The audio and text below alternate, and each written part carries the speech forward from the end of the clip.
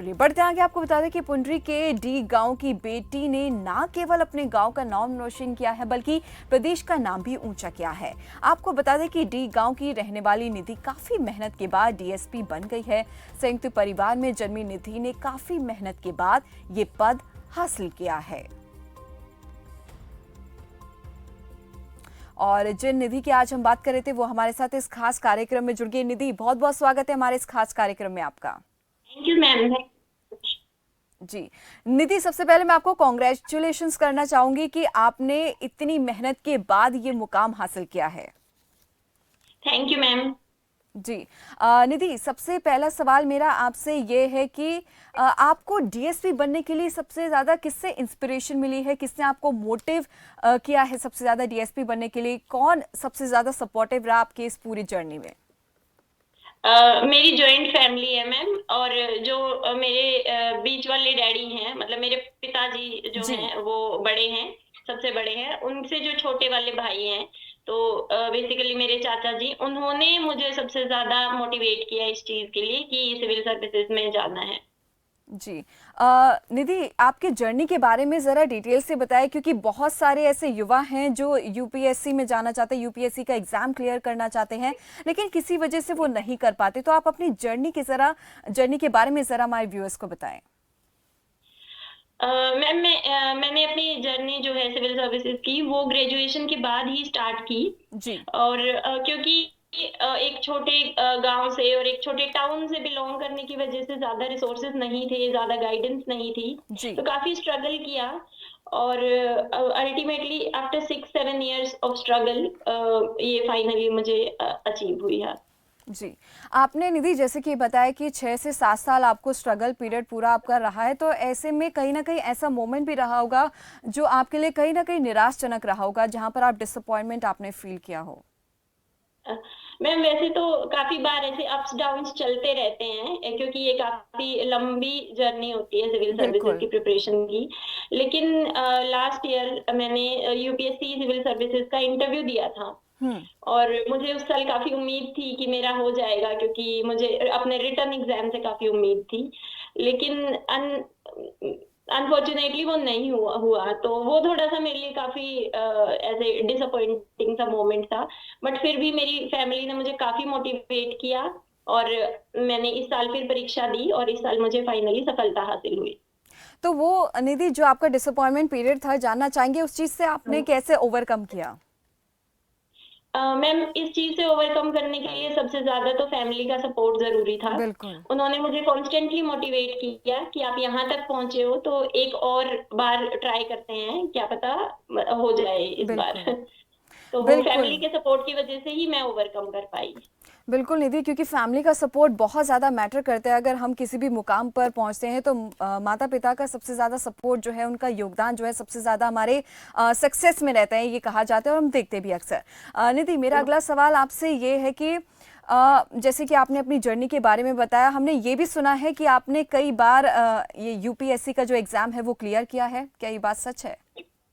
Yes ma'am, मैंने UPSC actually काफी सारे एग्जाम्स कंडक्ट करवाता है। तो इससे पहले मैंने यूपीएससी सीएपीएफ असिस्टेंट कमांडेंट की परीक्षा क्लियर की थी। हम्म। उसमें मेरा चयन असिस्टेंट कमांडेंट के पद पे हुआ था। लेकिन किसी कारणवश मैं वो ज्वाइन नहीं कर पाई। और बाकी यूपीएससी की परीक्षा में मैंने 2 बार मेंस दिया है, एक बार इंटरव्यू दिया है। और अभी हरियाणा सिविल सर्विसेज में भी ये मेरा दूसरी बार, मतलब मैंने इंटरव्यू दिया था। इससे पहले भी मैंने इंटरव्यू दिया था, लेकिन उस साल फाइनल लिस्ट में नहीं आ पाई थी। तो इस बार फाइनली मैंने अपनी जगह बना ली है। जी, तो टोटल अभी तक देखा जाए तो कितनी बार आपने यूपीएससी का एग्ज़ाम क्लियर किया है? मैम यूपीएससी का अटेम्प्ट मैंने 5 टाइम्स दिया है। हम्म। और उसमें अलग अलग स्टेजेस पे मैं पहुंची हूँ। ओके। निधि, ये भी सुनने में ऐसा आया है कि जब आपने ये 5 अटेम्प्ट्स दिए थे, उस बीच आपको काफ़ी अच्छा जॉब की अपॉर्चुनिटी मिली थी, तो वो आपने ज्वाइन क्यों नहीं की? मैम जैसे मैंने आपको बताया, मेरा चयन असिस्टेंट कमांडेंट के पद पे हो गया था। हम्म। लेकिन जो मेरी ज्वाइनिंग थी वो मेरे सिविल सर्विसेज के मेंस से 1 महीने पहले थी। जी तो और वहाँ पे ट्रेनिंग थोड़ी सी मतलब ट्रेनिंग पीरियड में आपको पढ़ाई का टाइम नहीं मिलता है। बिल्कुल। तो बस यही कारण था कि या तो मैं अपना मेंस पे फोकस करती, जो सिविल सर्विसेज की मुख्य परीक्षा थी, या हुँ। फिर मैं जॉइन कर लेती और मैं अपनी वो परीक्षा कॉम्प्रोमाइज़ करती। तो मेरी फैमिली ने भी मुझे यही मेरे डिसीज़न में मेरे को सपोर्ट किया कि कोई बात नहीं, आप मेंस पे फोकस करो हुँ। और किसी जॉब में हमारा हो जाएगा। तो ये एक कारण था इसलिए मैंने जॉइन नहीं किया। जी। निधि, अगला सवाल मेरा आपसे ये है कि डीएसपी बनने का कैसे, मतलब किसने सबसे ज़्यादा आपको मोटिव किया? ये तो आपने बताया कि परिवार में, लेकिन क्या इसका असली मोटिव है आपको इस पद पर जॉइन करने का? क्या बेसिक मोटिव है? मैम, बेसिक मोटिव यही है कि जो सबसे पहले तो जैसे पुलिस की जो थोड़ी-सी इमेज जी, रहती है, हम डर के रहते हैं पुलिस से। तो बिल्कुल। सबसे पहले समाज में वो चीज़ बदलनी है। मतलब पुलिस लोगों के सहयोग के लिए होती है, लोगों की हेल्प के लिए होती है। तो मेन उद्देश्य यही है कि लोगों के अंदर से ये जो डर है पुलिस का, ये दूर करना है और जितनी ज़्यादा से ज़्यादा जनता की सेवा हो सकेगी, लोगों की सेवा हो सकेगी, वो करनी है। जी। निधि, मेरा आखिरी सवाल आपसे ये है कि उन युवाओं को आप क्या कुछ मैसेज देना चाहते हैं जो यूपीएससी के एग्ज़ाम की तैयारी तो करते हैं, लेकिन 1-2 अटेम्प्ट के बाद वो कहीं न कहीं क्विट कर देते हैं? मैम, सबसे बड़ा मैसेज तो यही है कि अपने आप में फ़ेथ रखिए।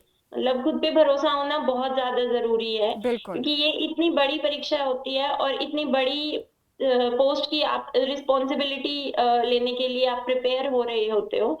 तो ऐसे एक दिन में तो सफलता हासिल नहीं होगी। तो बिल्कुल, बहुत लंबा टाइम भी लग सकता है और हो सकता है मुझसे कम टाइम में भी लोग कामयाब हो जाएँ और बिल्कुल। होते भी हैं। मुझे तो एक्चुअली बहुत टाइम लगा। तो मैं यही कहूँगी सबको कि आप अपने आप पे भरोसा रखिए और सभी पेरेंट्स को भी मैं यही कहूँगी कि अपने बच्चों को टाइम दो और अपने बच्चों को मौके दो और लड़कियाँ भी और लड़के भी बहुत अच्छा कर सकते हैं। जी। चलिए, बहुत-बहुत धन्यवाद निधि, आप हमारे साथ जुड़ी और आपने कीमती वक़्त जो है अपना हमें दिया है। तो जैसे कि हमारे साथ निधि जुड़ी थी, जिन्होंने इतना बड़ा मुकाम जो है हासिल किया है परिवार के सपोर्ट के ज़रिए। और एक ख़ास मैसेज जो निधि का यही है कि कभी भी हार नहीं माननी चाहिए और जो भी आपका पैशन है उसे हमेशा से फ़ॉलो करते रहना चाहिए। और पेशेंस रखना बहुत ज़्यादा ज़रूरी है, क्योंकि अगर आप पेशेंस रखेंगे उसके बाद ही कोई मुकाम जो है, आप सक्सेस जो है वो हासिल कर सकते हैं। चलिए।